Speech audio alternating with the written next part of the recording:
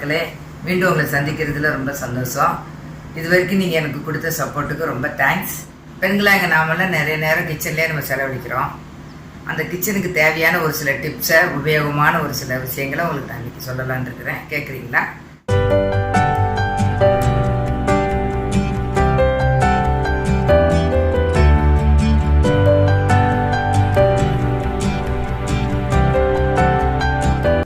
இதை பாருங்கள், நைட்டு சுட்டு சப்பாத்தி காலையில் இப்படி ஹார்டாயிரும்.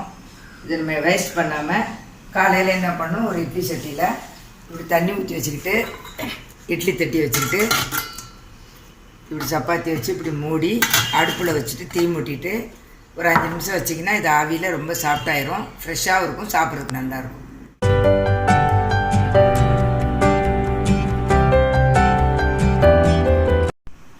நம்ம வீட்டில் பெரும்பாலும் ஒரு மாதத்துக்கு தேவையான அரிசியை நிறைய வாங்கிடுவோம் இல்லையா?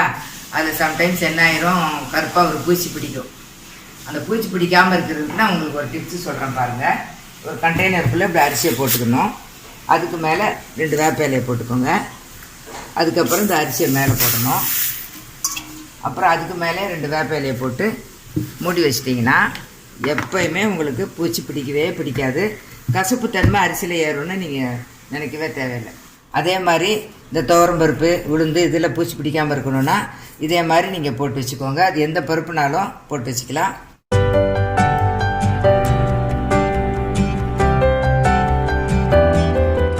இந்த பாருங்கள், தக்காளி கட்டியாக இல்லாமல் குழக்கலான்னு இருக்குது. நம்மளுக்கு இது வெட்டுறது கொஞ்சம் கஷ்டமாக இருக்கும், வெட்ட வராது. அதனால் இந்த தண்ணி 1 ஹவர் சில் தண்ணி, அது ஃப்ரீசரில் வச்சுருந்தேன். அதை இப்படி உள்ளே போட்டுட்டு கொஞ்சம் நேரம் 1 ஹவர் வச்சுட்டிங்கன்னா அது திருப்பி கட்டி ஆகிடும். அது வெட்டுறதுக்கு நம்மளுக்கு ஈஸியாக இருக்கும். பார்க்க ஃப்ரெஷ்ஷாக புது தக்காளி மாதிரி இருக்கும்.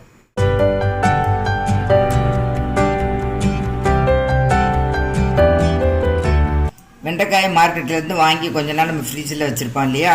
அப்போ அது கெட்டு போகாமல் இருக்கணும்னா லைட்டாக இதையும் இந்த மாதிரி கட் பண்ணிட்டீங்க, உள்ளே எல்லாத்துக்கும் அப்படி கட் பண்ணிவிட்டு உள்ளே வச்சிட்டிங்கன்னா அது ரொம்ப நாளைக்கு கெட்டு போகாமல் இருக்கும், அழுகி போகாது. அதே மாதிரி பச்சை மிளகாயும் வாங்கிட்டு வந்த பிறகு இதை கிள்ளி ஒரு டப்பாக்குள்ளே போட்டு ஃப்ரிட்ஜுக்குள்ளே வச்சிட்டிங்கன்னா அதுவும் கெடாமல் இருக்கும்.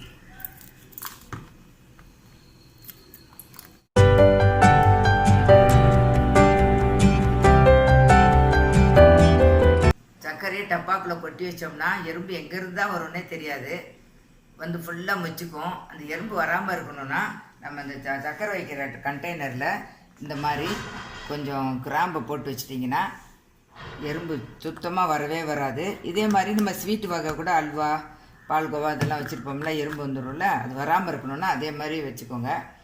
சாப்பிட்றதுக்கும் நல்ல மனமாக தான் இருக்கும்.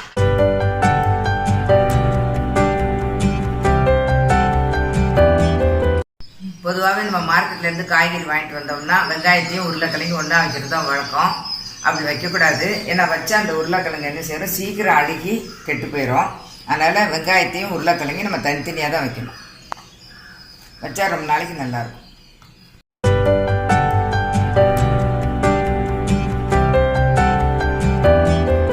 பெரும்பாலானவங்களுக்கு கிச்சனில் ஒரு பெரிய பிரச்சனை என்னென்னா பல்லியும் கரப்பாம்பூச்சியும் நடமாட்டம்தான்.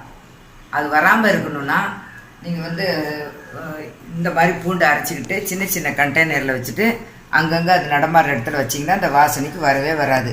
ஒரு சிலர் மருந்தெல்லாம் அடிக்கிறாங்க, அந்த மருந்து நல்லதில்லை. அதுக்கு இது எளிய முறையில் இதை செஞ்சு நம்ம வைக்கலாம் இல்லையா?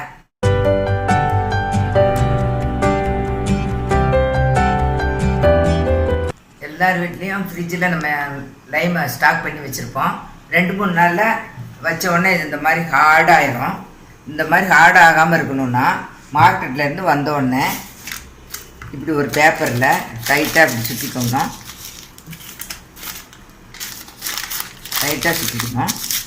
சுற்றிக்கிட்டு எல்லாத்தையும் இப்படி கவரில் போட்டு ஒரு ரப்பர் பேண்டு வச்சு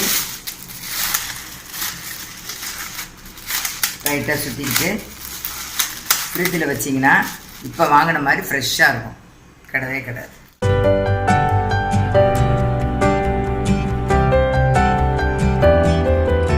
வெங்காயம் இல்லாத சமையலே இல்லை. தாளிக்கும் போது வெங்காயம் கருகாமல் இருக்கணும்னா நம்ம கொஞ்சோண்டு பால் ஊற்றிக்கிட்டிங்கன்னா கருகவே கருகாது, நல்லா டேஸ்ட்டாகவும் இருக்கும்.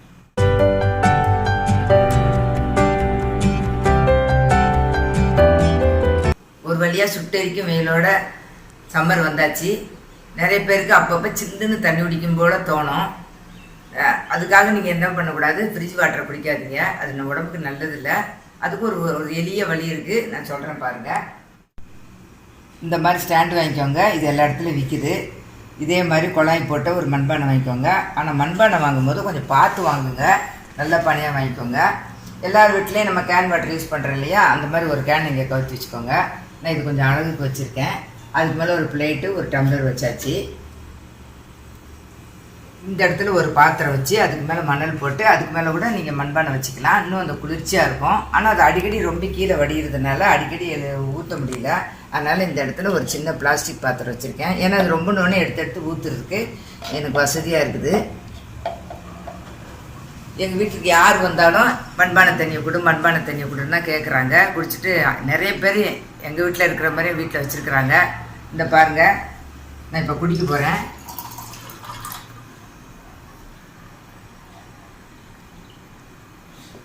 ஆஹா, எவ்வளோ ருசி! உங்களுக்கு வேணுமா? தயவுசெய்து யாரும் ஃப்ரிட்ஜ் வாட்டரை குடிக்காதீங்க, அது உடம்புக்கு நல்லதில்லை. இந்த மாதிரி வச்சு குடிச்சிங்கன்னா உடம்புக்கு ரொம்ப ஆரோக்கியம், நல்லாவும் இருக்கும், டேஸ்ட்டாகவும் இருக்கும்.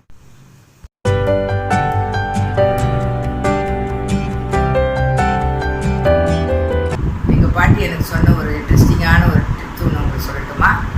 நிறைய பேர் நம்ம என்ன செய்கிறோம், வேலைக்கு போகிறவங்களாம் காலையில் இந்த மாதிரி சோறை வடிச்சிருவோம். அது ஒவ்வொருத்தரும் ஒவ்வொரு டைமில் சாப்பிடுவோம். நம்ம சாப்பிட்ற இடத்துல ரொம்ப ஆறி போயிடும், சாப்பிட்றதுக்கு டேஸ்ட்டாகவே இருக்காது. சின்ன பாத்திரத்தில் இதோட பெரிய பாத்திரத்தில் வடித்தாலும் சரி, வடித்த உடனே இந்த மாதிரி கம்பளி அல்லது திக்கான ஒரு போர்வையை வச்சுட்டு இந்த மாதிரி என்ன செய்யணும், டைட்டாக வச்சுக்கோங்க. ரொம்ப டைட்டாக வச்சுக்கணும். அவ்வளோதான். இது அப்படியே வச்சிட்டிங்கன்னா நீங்கள் யார் எப்பப்போ சாப்பிட்றாங்களோ திறந்து எடுத்து சாப்பிடலாம். சூடாக இருக்கும். செஞ்சு பாருங்களேன். என் வாழ்க்கையில் நடந்த ஒரு சின்ன ஜோக்கை உங்ககிட்ட ஷேர் பண்ணலான்னு தோணுச்சு. இப்போ எனக்கு இப்போ 60 வயசு ஆனாலும் இது 20 வருஷத்துக்கு முன்னாடி நடந்தது எனக்கு இன்னும் நினச்சாலே சிரிப்பாக வருது. அப்போ நாங்கள் வேலைக்கு போயிட்டு இருந்தோம். ஒரு சின்ன சண்டை 2 நாளைக்கு முன்னால் வந்துச்சு. 2 நாள் பேசாமல் கூட இருந்தோம். வழக்கமாக நான் என்ன பண்ணுவேன், ரைட் ஹேண்டை அந்த சின்ன கம்பி இருக்கும் இல்லையா, பைக்கில் அதை பிடிச்சிப்பேன். லெஃப்ட் ஹேண்டில் லஞ்ச் பேக்கும் ஹேண்ட் பேக் வச்சுருப்பேன். அப்போ ரோட்டில் அப்படியே போயிட்டே இருக்கும்போது அவர் என்ன சொன்னார், கை போடு அப்படின்னாரு. நான் டக்குன்னு தோல் மேலே கையை போட்டேன்.